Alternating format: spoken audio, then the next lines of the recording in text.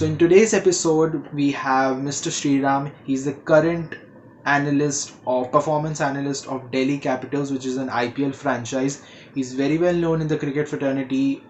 He has been associated with Singapore Cricket Association, Afghanistan, then Sri Lanka, and USA, and he's very well known. So if you want to know about performance analysis, how what is an analyst job, how to become an analyst, then this episode is for you. Learn A to Z about analysis in this episode. So watch this video till the end and enjoy. Hey guys, and welcome to another episode of the interview series. Today I have Mr. Sriram. Hi, sir. Hello, welcome to everyone. How are you? I'm good, sir. So we'll just jump onto the questions right now. So my first question is, how did you become a performance analyst? You see, let me introduce myself first. I'm Sriram Somayajula, and I come from Chennai. And Chennai has been a very popular destination for all the cricket lovers. And it's we come from Chennai, where we have grown watching cricketers play in the field in Chepauk Stadium. We sort of idolize them, and then we grew along with them. And this it's a city of cricket culture, if you see. So the interest started there as a cricketer. As a cricketer, you dreamt of playing for your country, for your state, for your club teams. Uh, so that's how the interest started. So at some stage in your cricketing career, you will come to know that yes, you are either going to make it or not break it. So the career shift happens when you actually understand whether you are good at what you are doing, or you have a reality check and say, hey, hang on a sec, what am I doing here now? Am I going to make it or no? There's a lot of pressure from the parents. In India, sporting is not a culture as such. Yeah. We come from a background where my father is I don't want you to add this bit, but I'm just saying this. Yeah. So we don't want to, we don't come from a culture where we had any sporting background in our family. My family tree grows up to 36 cousins, Yeah. and it's a huge family. So we are very orthodox in terms of very academically oriented group, and my cousins are CAs and lawyers and stuff like that. So engineers. So when I took this as my own streamline, and I streamlined my thoughts, and I said, this is my stream, and I want to do something in sports after my playing days. It was very young where I gave up playing cricket, and I said, look at what are the options available in cricket or in sports, which can continue to be my passion. I can pursue my passion as well as contribute something tangible for the athletes. I Of course, I started, doing this performance analysis with cricket, but it grew from there. I did not stop there. I wanted to do, into every other sport possible. That's a very interesting story that you have given us. So, youngsters of my age who are, want to be a sports professional, who are currently studying or not studying, uh, so if they want to become an analyst per se, so what is your one advice to them on how they should go after that? A lot of people, keep sending me messages, and it's an inquiry that they make. How can we become analysts? How can we contribute? How can we do what you have done so far? All I say to them is that first, passion. Second is perseverance and the determination to achieve into the sport. It might look very glittering and glamorous role or a subject that easily somebody can pick up just working on the Excel and throwing some numbers at people. But then it is something that you need to have utmost passion for the job, not for going and sitting in the dugout with the cricketers, or for with other athletes, and so say that I'm part of this team, I'm wearing this jersey. I mean, that gives you no pleasure if you're not able to contribute, if you're not able to add value to the team, or the coaches who are able to pass on this message constructively to the team players. So it is as important as you being able to add value to a player in any form. So My only advice to them will be to have utmost passion. Check where your passion lies. If you think that just going and sitting with a team, wearing that jersey, I mean, that's not going to take you anywhere. Yeah. Having to get into the team, being able to get the coaches trust on you, the players trust on you, understand where they lack and where you can constructively be able to criticize their game plans or execution or whatever, and be able to add value. See, your job should not end by just giving them by being critical, by just giving them the negatives or the weakness of what they have done so far, or where they lie. That's not what your job, that's not where your job ends. Your job ends where you should be able to suggest a solution. A lot of people, a lot of people I know have become coaches from being analysts. I mean, for instance, somebody spoke to me in the last year in 2019 and said, why don't you take up a small team and then start coaching them. So, look, I can never replace a coach, and you should never be able to get into the shoes of a coach, because you should not. Simply because if you start rubbing the shoulders with the coaches, and what are they there for? I mean, they are specialized in their skills and what they have done. You as an analyst, you should be able to contribute to them in such a way that, yes, I know what I am saying. I've got the facts and evidences in my hand, the inferences that I have taken off a particular game. It may go well, it may not be going well in a game, but you should never start playing the role of a coach in front of a player.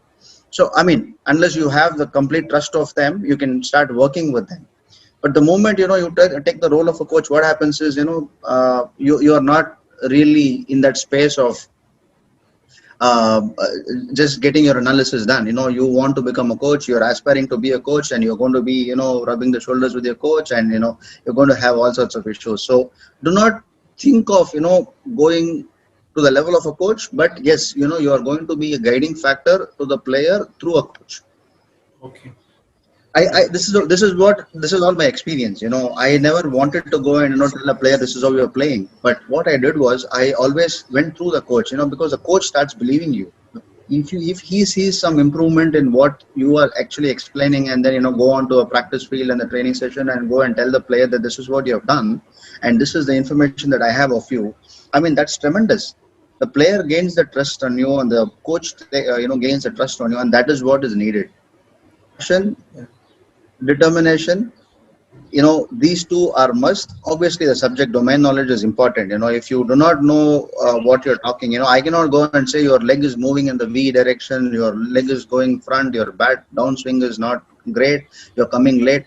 All of this, when I say, I mean, you can talk, use your Google knowledge, or you can just say like what a commentator speak, and then you can just take things from them, and then you can start talking. But really and truly, you should have played the game, you should have understood what it is. You may not have to be playing at the highest level to understand these things, but still you are talking in such a way that, okay, I know what I've been doing, and I have played this game a bit, whether at the smallest level or highest level, or the club level, whatever.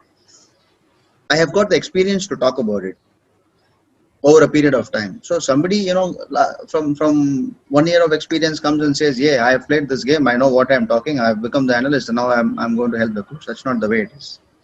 So, do you think is this a myth or something that we need to be good in numbers or mathematics to be an analyst?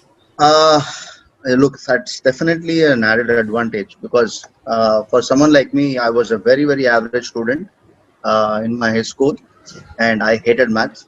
And yes, see, math is something that today, it is essential. It is important when you crunch your numbers, and even for a simple calculation in an Excel, you need to have the math knowledge, and that's important.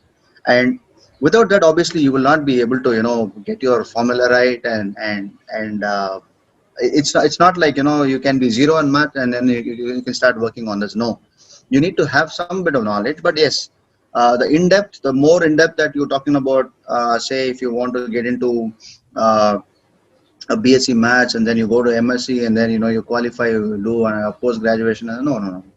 It's as simple as that. You know the sport, subject knowledge, the domain knowledge about the game, right? And what you will infer out of this is all the other statistical tools that you use. So they do the job. So today, there are plenty of what do you call, the tools that are available in online, whether it's Tableau or R or Python technologies they use. All of these are used to simplify them, to simplify and to visualize the data in the form that you want, all of that. So you don't really have to get into the knowledge of knowing a particular subject as such, but I think the basic knowledge is very important. Yeah. Yes. So there is a conception that the role of a performance analyst is only based on the live performances of a player. So do you also consider the practice matches as well as the net sessions for evaluating the strengths and weakness of a player? You see what happens is, what you plan before the game, you go into the practice field, you are able to, you should be able to execute them, and you should be able to train and simulate yourself in such a way. That's why there are a lot of these new concept of match simulations and match scenarios they come up with.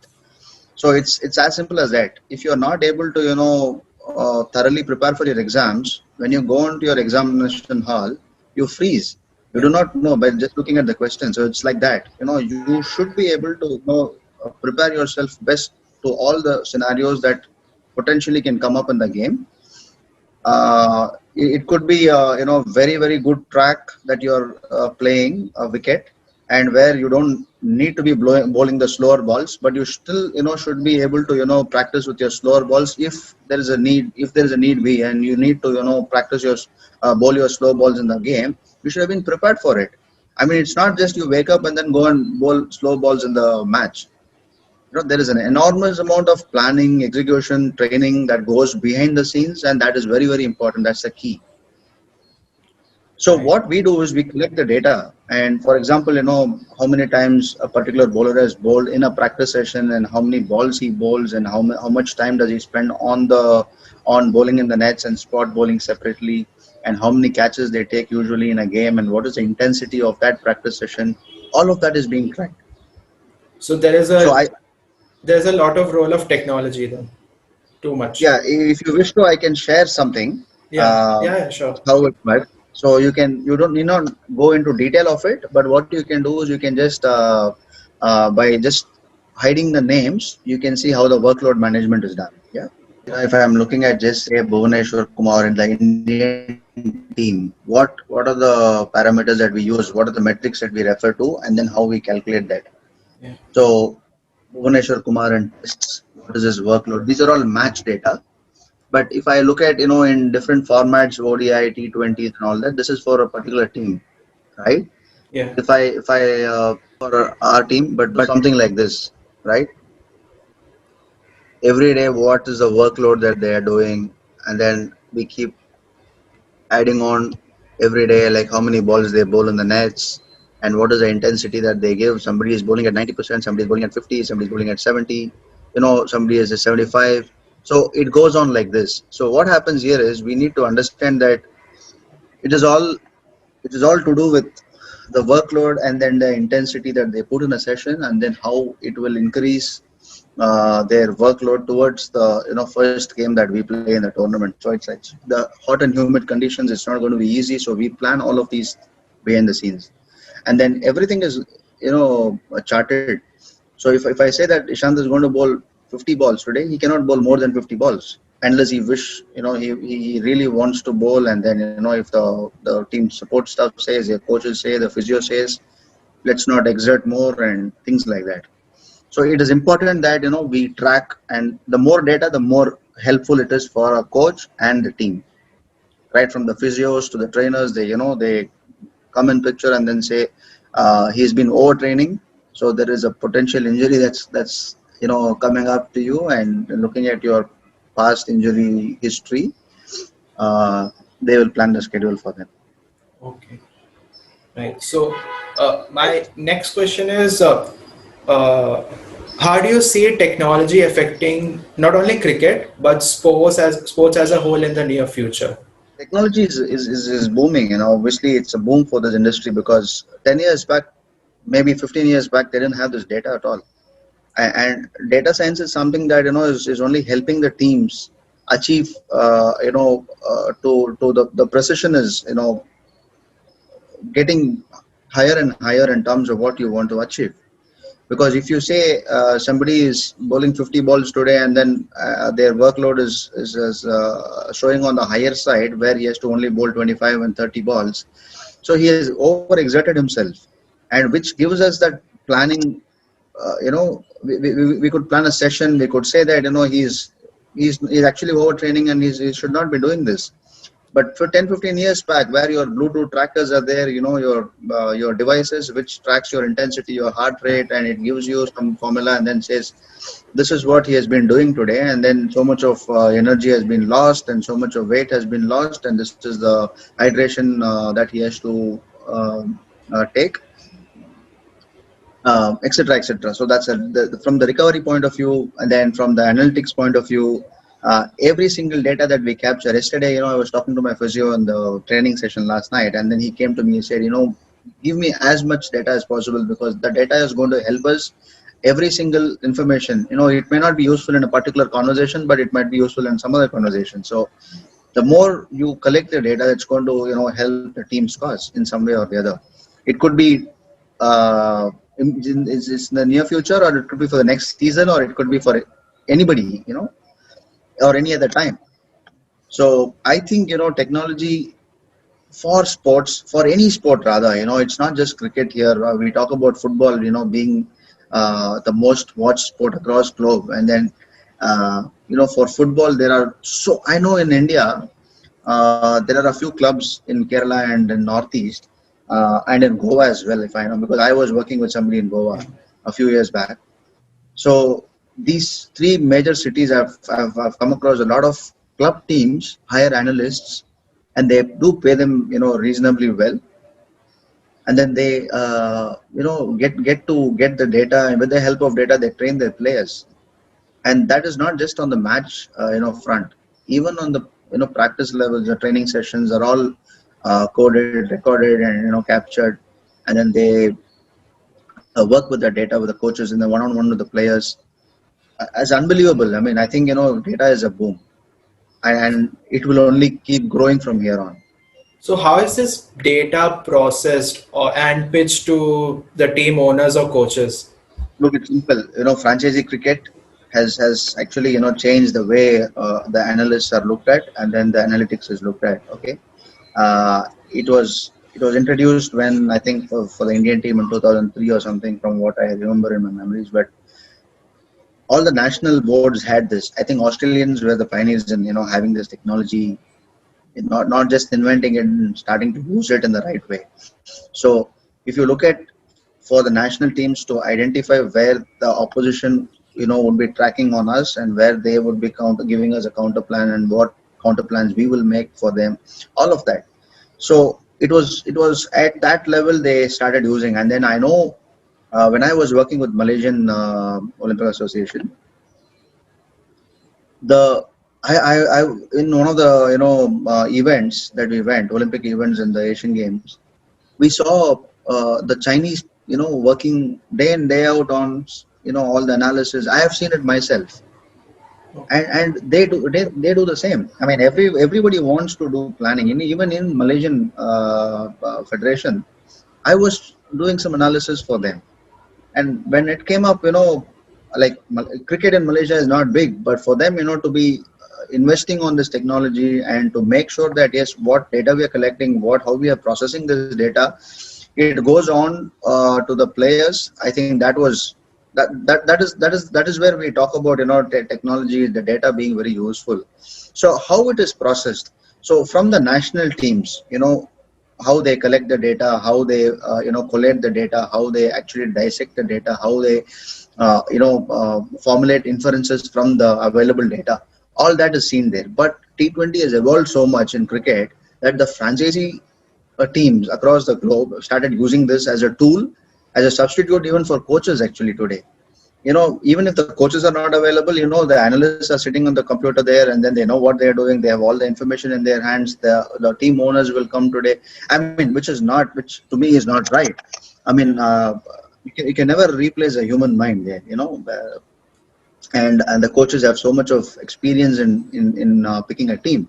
So I think you know, the data processed through a coach and the way the coach thinks and how it is taken up uh, to the team owners. Team owners, yes, they are putting in the money, but you know, it's not just them who are picking the teams. It has to be coaches who will be eventually working with them, because if the performance is not happening, obviously the owners will come to you and then say, look boss, what have you done to my team? You know, you Yeah. have not been able to train my team, you have not been able to, bring success story to my team. So it is the coaches who actually, you know, put their manual interpretations to what we talk about it, and then bring the process data into the table. So it is a mix of both. Okay. It's not just the data, the computer that throws the information out to you. It is also the human inference, human interference of, you know, how you manipulate that information and see whether it will work in all aspects of your planning. So if I pick a player, it's not just because I want to make my brand so visible that I can, you know, ask him to come and enact for me, or you know, I can use him for commercials and he becomes a star. He should be able to contribute something for me. Yeah. And a player, you know, he can be a very good bowler, but you know, if I have all three bowlers with me, the same type of bowlers, I don't need to be picking them. So how Absolutely. we actually, you know, plan all those things are very important. And question from I put it on Twitter, so I've got some questions from them. They are asking three things without which a performance analyst day is incomplete. You see, computer, Yeah. cables, and all the Excel sheets that you actually work on. These three mainly. I think without these three, you know, I cannot think of my day, you know, going passing through without these three things. Definitely. Obviously, yes, you know, we do other tools as well, but I have 4 computers in my bed, three at least. Okay, that is because, you know, we keep referring the different tools and different computers. You know, I cannot have just one thing here and a couple of monitors and see what is happening there.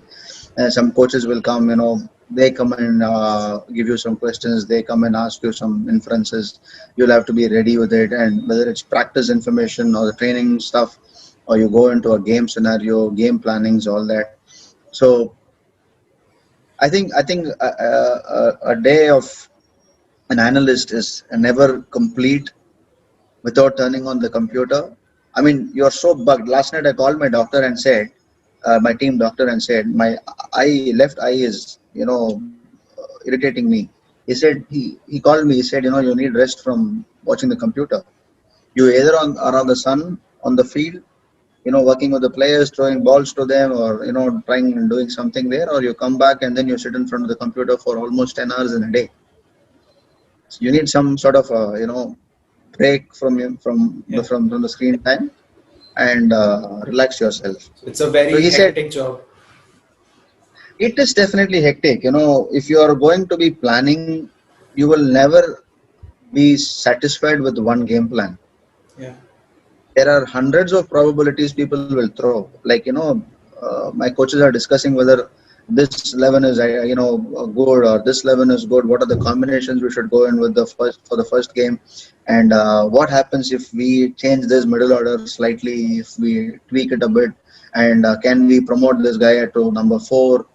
You know, certain questions will come. So when I take one block out of the playing 11 or the combination that we have identified, for the game, and I put that into another piece, right?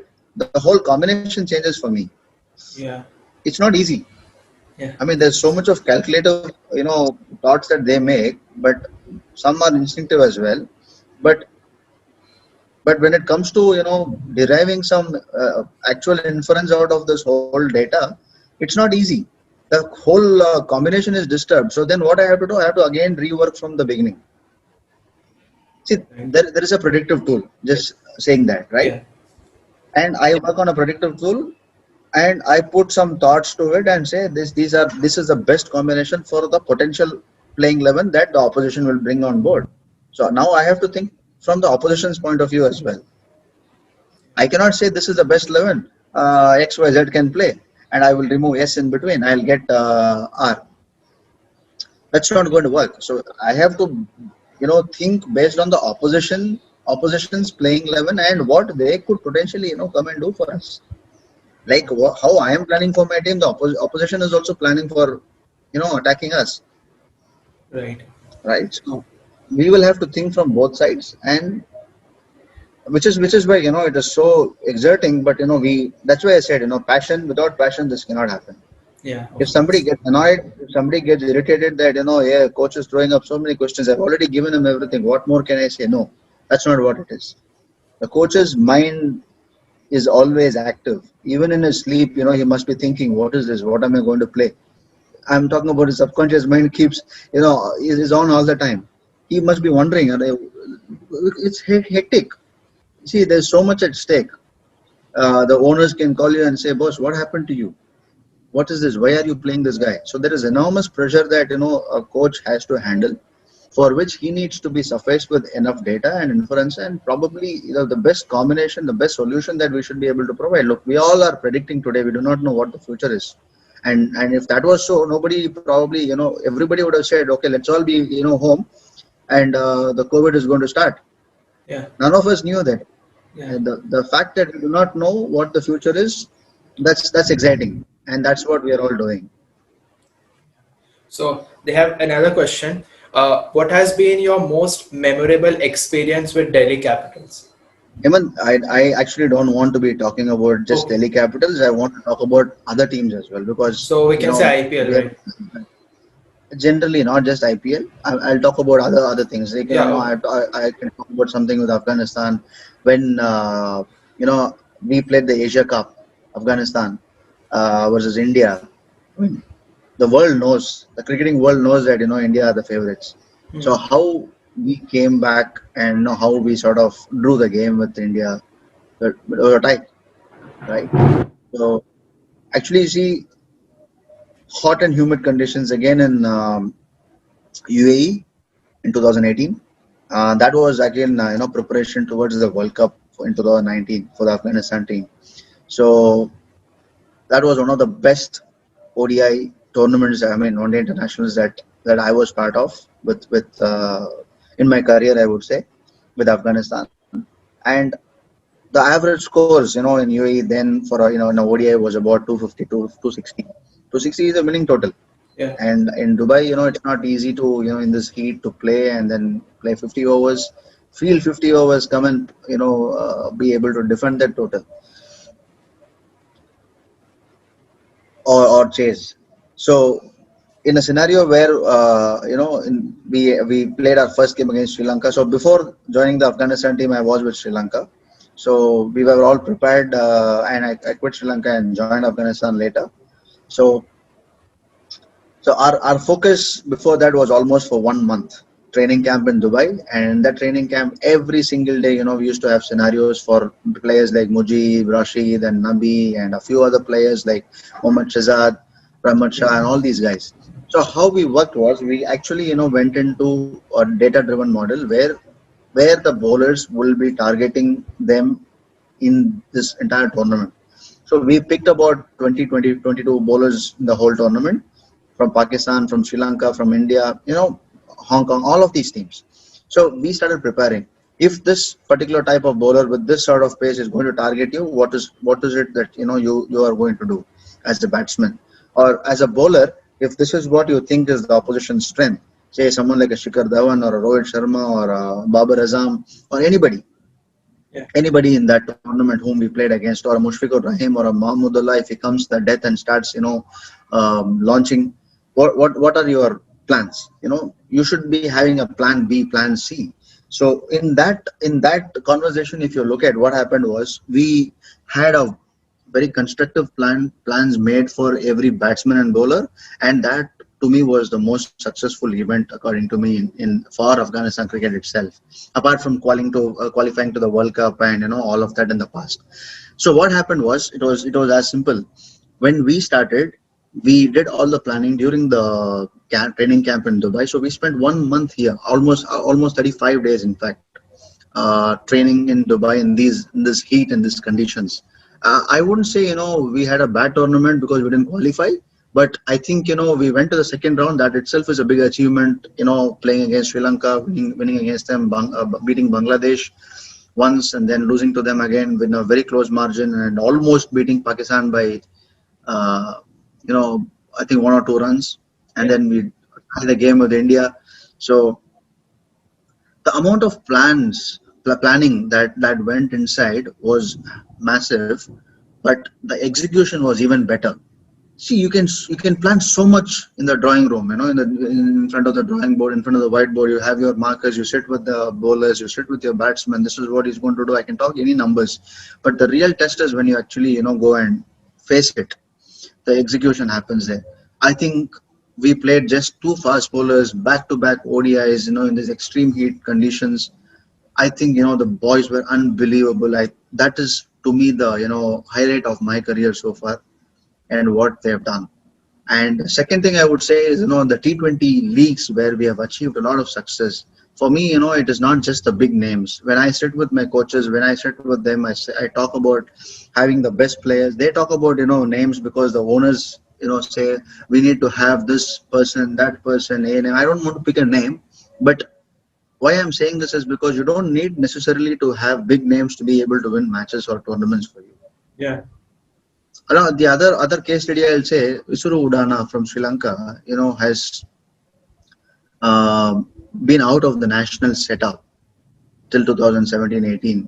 So in one of the T20 leagues, Afghan Premier League, I'm very good friends with them. We go a long way, even since 2012 days. Uh, we He's from Sri Lanka, so when I worked with Sri Lanka, also we meet each other, and then we had very good rapport built over a period of time. So I said to myself, this Afghan Premier League, if we were to win this tournament, I need to have two quality bowlers in my team who are going to be in the top five. So I spoke to a coach. Actually, a bad thing was just before 2 days before the tournament started in Afghan Premier League for my team, Paktiya Panthers, the head coach pulled out. So we didn't have any coach in the team. It was a blessing in disguise again, not having a coach, but again, me being, given the responsibility to take charge and bring in the players, and a couple of other players also pulled out from Pakistan and New Zealand. So we sort of wanted a fast bowler and we wanted another spinner. So I said to myself, this is the best chance I can, do to my friend who I know has got talent and who can potentially, be a match winner for us. So I brought in Isuru Udana. And I told Isuru before he came here, I said, Isuru, this is what you need to actually do. You have a great chance. This is going to either decide your career and or put a break to your career. So we had a very, very good chat, and I said this tournament is where we need to see you doing your best. Then the whole of Sri Lanka will open their eyes. The Sri Lankan team will call you back. Unbelievable the way he has lived up to what we spoke, and the way he is trained for it. He is actually performed in that tournament. He was actually the player of the tournament. Wow.